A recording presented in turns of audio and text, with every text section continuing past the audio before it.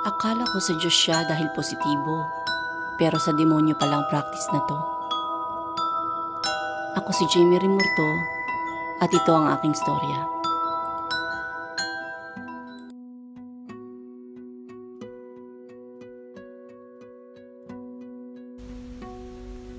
Hi po sa lahat, binabati ko po kayo sa Precious Soul Channel. Ako po ang inyong host, si Jamie Rimurto. At sa video po na ito ay mapapanood nyo ang aking karanasan sa New Age at kung bakit ko pinasok ang podcasting.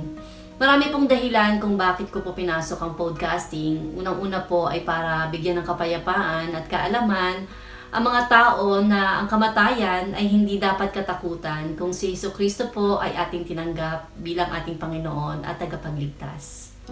Isasalaysay ko po sa inyo ang mga totoong karanasan ng mga taong nakarating na sa kabilang buhay nang sila ay mamatay at muling bumalik sa lupa. Karamihan sa kanila ay nakaranas ng langit o impyerno at iba pang mga kababalaghan. Pangalawa po ay para bigyan ng babala ang karamihan na kuryoso sa paksang tungkol sa kababalaghan na iwasan ang anumang negatibo o mapanlinlang na daan.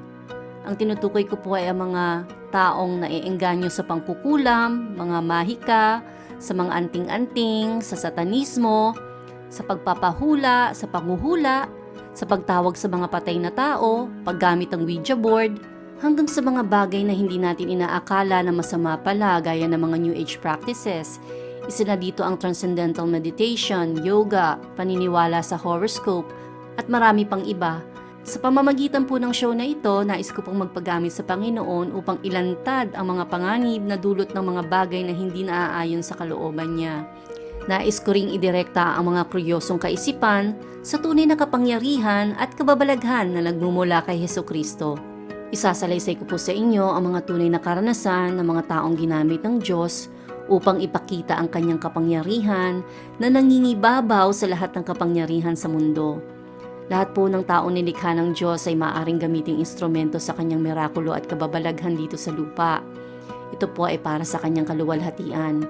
Hindi na po natin kailangang hanapin ang mga ito sa kadiliman o naisin na maranasan mula kay Satanas. Dahil po ang sakaaway ay isang mababang uri at huwad na kapangyarihan. At isa din pong babala sa mga taong kasalukuyang nasa practices na ito na ang lahat ng bagay na sakaaway ay may kapalit. Hindi po niya kayo bibigyan ng kapayapaan at hindi lang po ang buhay niyo dito sa lupa ang kukunin niyang kapalit. Makakaasa po kayo na pati ang inyong kaluluwa ay dadalhin niya sa impyerno.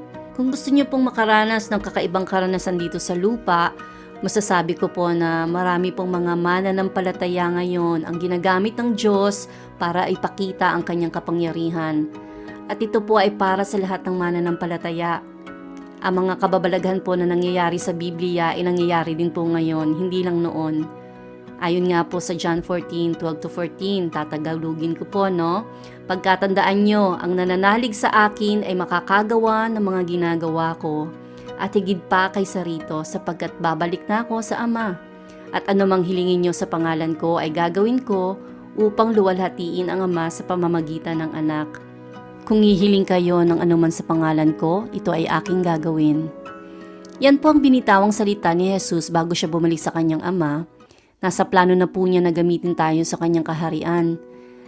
Dahil binigyan niya po tayo ng kapangyarihan na mangibabaw sa anumang demonyo o masamang espiritu dito sa lupa. Kung anuman po ang mga nakikita ninyong kapangyarihan ng kadiliman, ito po ay hindi hihigit sa kapangyarihang ibinigay sa atin ni Jesus.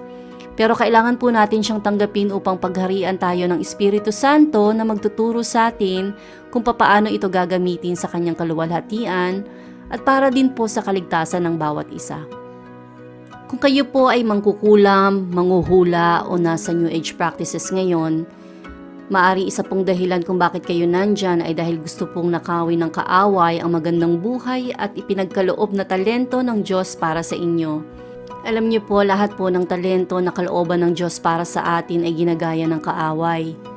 Maaring hindi niyo po alam na kayo ay ginagamit ng kaaway sa panghuhula dahil kayo po ay pinagkalooban ng Diyos ng kakayahang magpropesiya. Maaaring ring ikaw ay nahihikayat ng kaaway sa pangkukulam dahil nakikita ng kampo ng kadiliman yung potensyal mo sa pananampalataya. Alam niyo po ba na ang mga taong pinagkalooban ng matibay na pananampalataya ay pwedeng makagawa ng maraming bagay para sa kaluwalhatian ng Diyos?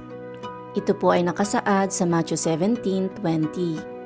Sabi po ni Jesus, tandaan ninyo, kung kayo'y may pananampalataya sa Diyos na sinlaki ng buto ng mustasa, maaari ninyong sabihin sa bundok na ito, lumipat ka ron, at ito ay lilipat nga. Tunay na walang bagay na hindi ninyo magagawa. Ang pangatlo po at pinakaimportanteng dahilan kung bakit ko pinasok ang podcasting ay para palaganapin ang magandang balita at kaligtasan ng bawat isa kay Hesukristo. Marahil po ay naengganyo kayong pakinggan ng podcast na ito dahil isa rin kayo sa mga kuryoso. Alam niyo po, bago po ako magdesisyon na piliin ang paksang ito tungkol sa kabilang buhay at kababalaghan, marami na rin po akong pinagdaanan. Mula nung 2007 hanggang 2014, naengganyo din po ako sa pagbabasa ng mga librong may kinalaman sa mga New Age practices. Ito po yung mga librong tungkol sa Universal Law of Attraction. Marami pong mga librong yan pero hindi ko na po sila babanggitin dahil ayaw ko na po nabasahin pa nyo sila. Pero kung sa tingin nyo, isa to sa mga binabasa nyo ngayon at gusto nyo makasigurado na ito nga yung mga librong binabasa ko noon para na rin itapon o sunugin gaya ng ginawa ko noon, pwede nyo po akong padala ng email.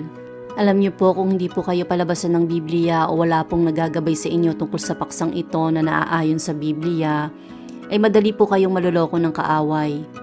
Puro po kasi positibo ang mensahe sa New Age. Nakakaling lang po talaga.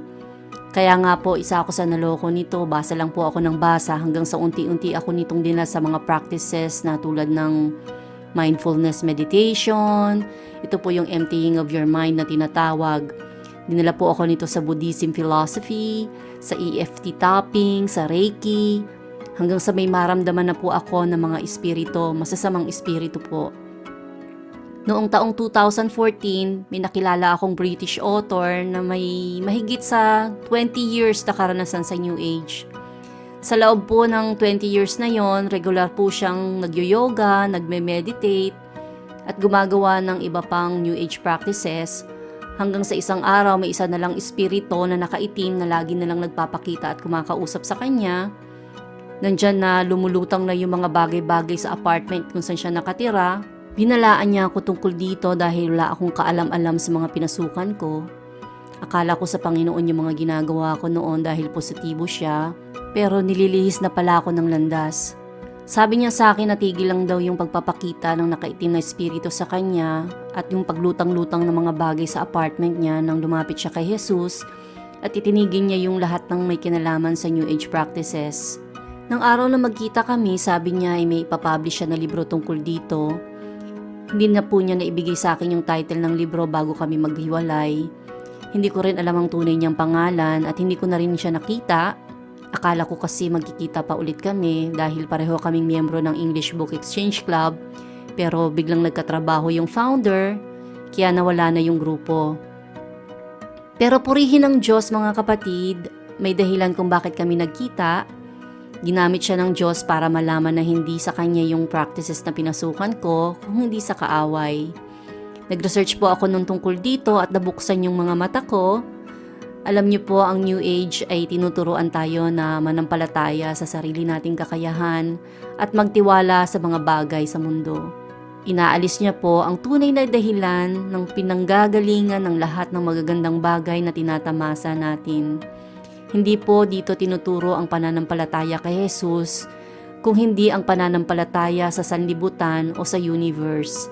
Mga kapatid, hindi po tayo pwedeng manampalataya sa dalawa o iba pang Panginoon. Sabi nga po sa Matthew 6:24, sino may hindi makakapaglingkod sa dalawang Panginoon sapagkat kapupuotan niya ang isa at iibigin niya ang ikalawa.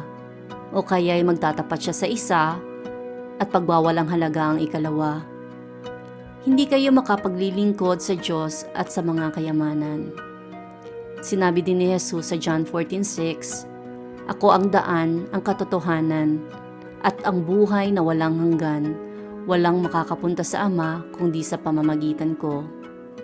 Sa susunod na episode po ay isasalaysay ko sa inyo ang totoong karanasan ng isang Hindu na hindi pinapasok ng Panginoong Hesus sa langit. Namatay po siya at muling ibinalik sa kanyang katawang lupa upang magbigay ng mensahe para sa lahat. Abangan po natin ang kapalapalabik na pag-uusap nila ng ating Panginoong Hesus. Hanggang sa muli at naway subaybayan niyo ang aking podcast at ang unang storya dito po sa Kabilang Buhay at Kababalaghan.